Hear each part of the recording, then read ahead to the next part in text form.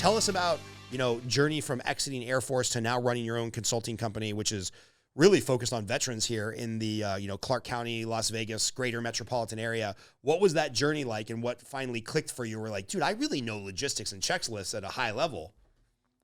So I was fortunate in that I was hired by a low voltage installation company. So somebody who comes in and installs camera systems and security systems.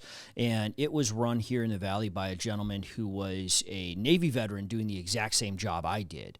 So he was like, oh, this is awesome because I just have to replace words for you. We replace pilot with client. You already know how to deal with clients. You already know how to deal with people that are way too big for their britches, that think they're the boss of everything, that don't have any idea how anything works, and you know how to talk to them and communicate them. You just call them pilots. We call them clients. You know how to troubleshoot and design systems. You were doing it as aircraft maintenance. You were running through your checklist. You were making sure you were identifying, isolating, and troubleshooting, right? How to break complex problems down into simple ones. We do that all the time. It's the exact same thing. You replace bombs with cameras. You replace the control systems with NVRs. It's all the same stuff. It's exactly the same thing. So he was able to take me on it and taught me a lot in the space there. And then I quickly became a project manager for them because I had spent a fair amount of time in the military serving as project management in a couple of different areas.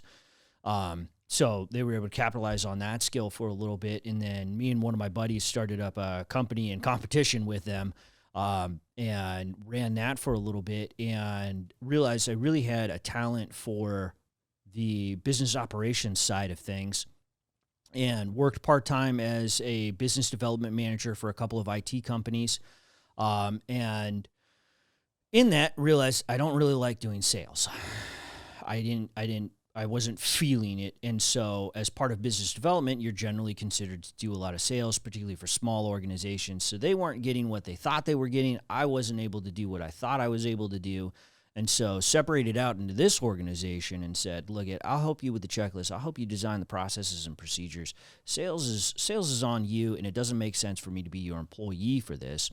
But why don't we set up where I'll come in and I'll help. I'll build these things out. You give me some money, and we'll call it a day. Nice. And how does that evolve? Like, how does the, how does the Wallace Keystone Consulting Group, like, what's your guys' secret sauce? We talked a little bit about kind of your 6 steps or your 6 beliefs in business. So that's not the secret sauce. The secret sauce is being able to listen. That's the secret sauce, because everyone who started a company has an idea. They had a passion. They had a belief. They believed in what they were doing. They believed in the product they were delivering or the service they were delivering. They believed it so intensely that they went out on a limb and started their own business to do it, because they could do it better than everybody else, because they could do it cheaper than everybody else, because they could do it more efficiently than everybody else.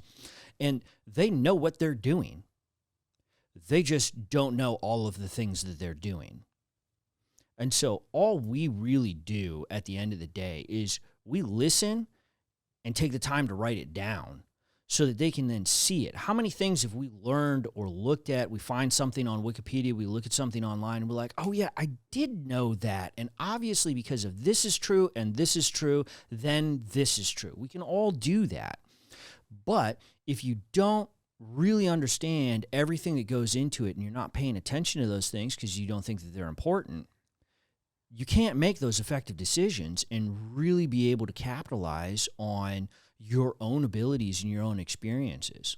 So our secret sauce really is just being able to articulate and codify what it is that makes you different, that sets you apart, that drives you and produces whatever the service and product is in it.